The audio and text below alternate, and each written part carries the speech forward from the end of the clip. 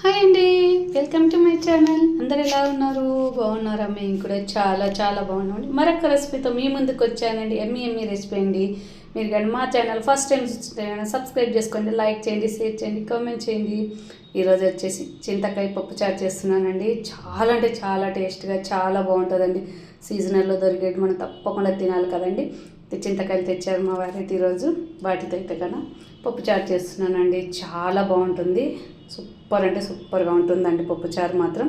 చింతకాయలు వచ్చి ఇలా కొంచెం బలిచినట్టు అయితే బాగుంటాయండి. మరి లేతగంటే కొంచెం ఒగురుగా ఉంటుందండి. ఇలా చింతకాయలు తీసుకొని బాగా కడిగి పెట్టానండి. కొద్దిగా ఉప్పు వేసేసి చింతకాయలను అయితే కడిగి పెట్టేసుకున్నాను. ఇప్పుడు వచ్చేసి కుక్కర్ తీసుకున్నానండి. కుక్కర్ తీసుకొని ఒక గ్లాస్, నేనైతే 1.5 గ్లాస్ అయితే కందిపప్పు వేసాను. కందిపప్పు వేసేసి బాగా 2-3 సార్లు కడగాలండి. ఎందుకంటే మనం బయట తెచ్చుకుంటాం కదండి సూపర్ మార్కెట్లో, అందుకు కొంచెం మట్టిలాగా ఉంటుంది. అలాగే కెమికల్ కూడా వేస్తారు కదా, అందుకనేసి 2-3 సార్లు అయితే బాగా కందిపప్పును కడగాలండి. కడిగిన తర్వాత కందిపప్పులో వచ్చేసి కొంచెం నేనైతే పచ్చిమిర్చి యాడ్ చేసుకుంటున్నానండి. ఒక 10 దాకా అయితే పచ్చిమిర్చి వేసాను. మన స్పైసీనెస్ని బట్టి పచ్చిమిర్చి అనేది యాడ్ చేసుకోవాలండి. ఇవి వచ్చేసి కారం తక్కువ ఉన్నాయండి. ఇవి మా గార్డెన్లో కాసినవి పచ్చిమిర్చి కారం తక్కువ ఉన్నాయి, అందుకనేసి ఒక 10 పచ్చిమిర్చి వేసాను.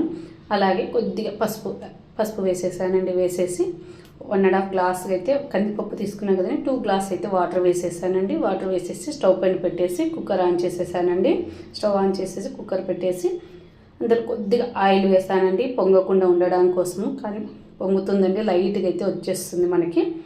ఇప్పుడైతే ఆయిల్ వేసిన తర్వాత కుక్కర్ మూత పెట్టేశానండి. మూత పెట్టేసి విజిల్ పెట్టేసి 4 విజిల్స్ రానిచ్చుకోవాలండి. మెత్తగా పప్పు అనేది బాగా ఉడకాలి మనకి. స్టవ్ మీద పెట్టేసాను కదండి. ఈలోపు మనం చింతకాయలు కూడా ఉడకబెట్టుకోవాలండి. ఫస్ట్ అయితే ఒక గిన్నె తీసుకొని అందులో వచ్చేసి చింతకాయలు వేసాను. నాకు వచ్చేసి ఇవి ఒక 100 గ్రామ్స్ పైన ఉన్నాయండి చింతకాయలు మాత్రం. ఒక గ్లాస్ వాటర్ వేసేసి చింతకాయలు అనేది మనం మెత్తగా ఉడికించుకోవాలండి. బాగా పొంగు వచ్చేదాకైతే ఉడకాలండి. మనం పిప్పి మొత్తం ఊడేలాగా ఉడికించుకోవాలి. ఓ సైడ్ పప్పు ఉడుకుతుంది, ఓ సైడ్ చింతకాయలు కూడా ఉడుకుతున్నాయి చూడండి. మనం ఉడికేటప్పుడు చింతకాయలని కలుపుతూ ఉండాలండి, లేకుంటే కన్నా కింద గట్టి అతుక్కుపోతున్నాయండి చింతకాయలు మాత్రం, అడుగంటుతాయి. అలా లేకుండా ఇలా బాగా కలుపుతూ వేసుకోవాలి. కుక్కర్ కూడా విజిల్ వచ్చేసినాయండి, 4 విజిల్స్ వచ్చేసాయి. స్టవ్ ఆఫ్ చేసేసాను. అలాగే చింతకాయలు ఇంకా కొంచెం ఉడకాలండి. కానీ ఈ చింతకాయలు వేసి పప్పుచారు చేసామంటే కన్నా చాలా టేస్ట్ చాలా బాగుంటుందండి. మనం 2 డేస్ అయినా తిన్నా పాడవదండి. పప్పు మాత్రం అంత బాగుంటుందండి పప్పుచారు. చూడండి, పప్పు బాగా సాఫ్ట్గా మెదిగిపోయింది. అలాగే చింతకాయలు కూడా బాగా ఉడికాయండి. పక్కన పెట్టేసాను. చింతకాయలు అనేది చల్లారాలి, మనం పిసుకోవాలి కదా. ఈలో పప్పు అనేది వెనిపేసుకుంటున్నానండి. బాగా మెత్తగా వెనిపేసుకోవాలండి పప్పు గుత్తితో, లేదంటే స్పూన్తో అయినా మెత్తిపేసుకోవచ్చు. నాకు పప్పు గుత్తి సాయంతో మెత్తగా చేసేసాను చూడండి పప్పు మాత్రం. కానీ పప్పు ఫ్లేవర్ మాత్రం చాలా మంచిగా ఉంటుందండి. అస్సలు తప్పకుండా ట్రై చేయండి. ఇప్పుడు దొరుకుతాయి కదా, వేడిగా ఉందండి. చింతకాయలు నలిపేసుకోవడానికి వేడిగా ఉన్నాయి అనేసి నేను గరిటెతో అయితే అలా ఒత్తేస్తున్నాను. కొంచెం చల్లార్చుకుందాం. ఇంకా చూడండి, ఇవి కూడా చల్లారాయి, బాగా పిసికేసుకున్నాను చూడండి. మెత్తగా అయిపోయినాయి. చింతకాయ గుజ్జు అంతా వచ్చేసింది ఇందులోనే మనకి మొత్తము. మనం పులుపుని బట్టి యాడ్ చేసుకోవాలండి పప్పుచారులో మాత్రం. చూసి వేసేసుకోవాలి, లేకపోతే కానీ పప్పుచారు పుల్లగా అవుతుందండి. చూడండి, పప్పులు అయితే ఇలానే ఫిల్టర్ సాయంతో అయితే వడగొట్టేస్తున్నానండి. ఆ పిక్కులు ఏం పడకుండా ఇలా ఫిల్టర్తో అయితే వడగొట్టేస్తున్నానండి. మనం చెయ్యి అడ్డం పెట్టినా చేతిలోంచి కొంచెం జారి పడతాయి కదండి, అలా లేకుండా ఇలా ఫిల్టర్తో వేసేసామంటే కన్నా నీట్గా వచ్చేస్తుందండి. మొత్తం చింతపండు గుజ్జు అంతా వేసేసాను కదండి, చింతకాయల గుజ్జు. అలాగే మళ్ళీ ఒక గ్లాస్ అయితే మామూలు వాటర్ యాడ్ చేశానండి. పులుపుని బట్టి యాడ్ చేసేసుకోవాలండి. మనం పప్పుచారు థిక్నెస్ని బట్టి వాటర్ అనేది యాడ్ చేసేసుకోవాలి. నేను ఇంకొక 1/2 గ్లాస్ దాకా అయితే యాడ్ చేశానండి. పులుపు ఎక్కువ ఉండేసి యాడ్ చేసేసాను కొంచెం. అలాగే టేస్ట్కి సరిపడా సాల్ట్ అండి. నేను వచ్చేసి ఎక్కువ శాతం గల్లుప్పే వాడతానండి వంటల్లో. ఉప్పు అయితే వేసేసాను. తర్వాత కొంచెం కారం పొడి వేసేసానండి. మళ్ళీ ఎండు కారం పొడి కూడా వేసేసాను. పచ్చిమిర్చి వేసిన తర్వాత ఎండు కారం వేసి కూడా టేస్ట్ చాలా బాగుంటుందండి వేస్ట్ చేస్తే. ఈ లోపు అయితే కలిపి పెట్టుకున్నానండి. అందులో ఉప్పు సరిపోయిందో లేదో చూశాను, కానీ ఉప్పు పర్ఫెక్ట్గా సరిపోయిందండి పప్పుచారుకి. ఇప్పుడు మళ్ళీ ఒక గిన్నె తీసుకొని అందులో తాలింపు కోసం అనేసి ఆయిల్ వేసానండి. ఒక 2 టేబుల్ స్పూన్ దాకా అయితే ఆయిల్ వేసాను. ఆయిల్ వేసిన తర్వాత మినపప్పు, శనగపప్పు, జీలకర్ర, ఆవాలు వేసేసాను. వేసిన తర్వాత ఎండుమిర్చి వేసేసానండి. అలాగే వెల్లుల్లిపాయలండి, కచ్చాబచ్చగా దంచి వేసిన వెల్లుల్లి వేసాను. కొద్దిగా కరివేపాకు వేసేసి కొద్దిగా వేగిన తర్వాత మనం కట్ చేసి పెట్టుకుని ఉల్లిపాయ ముక్కలు వేసేసుకోవాలండి. ఉల్లిపాయలు వేయడం వల్ల ఫ్లేవర్ బాగుంటుంది, చారు కూడా టేస్ట్ ఉంటుందండి.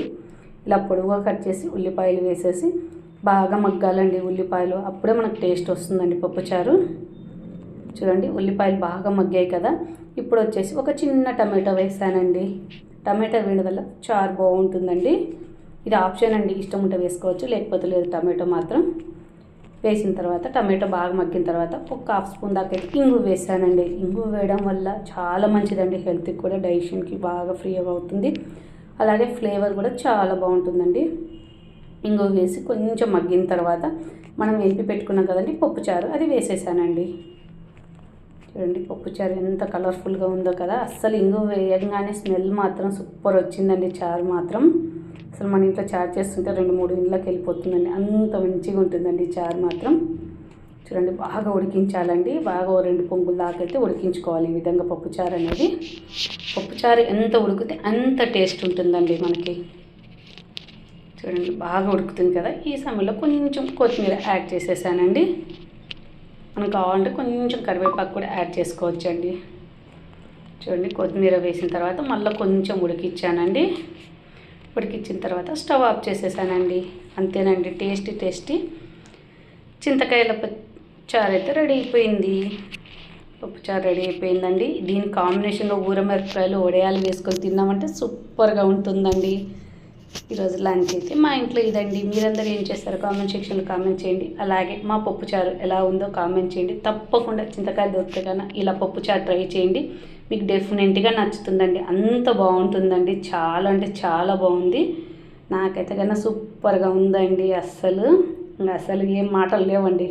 తినేయడమే ఒకటి, ఊరమిరపకాయ వేసుకొని తింటే సూపర్ అండి. ఇంకా ఓకేనండి, వీడియో నచ్చితే కన్నా లైక్ చేయండి, షేర్ చేయండి, కామెంట్ చేయండి. Thank you for watching. Bye అండి.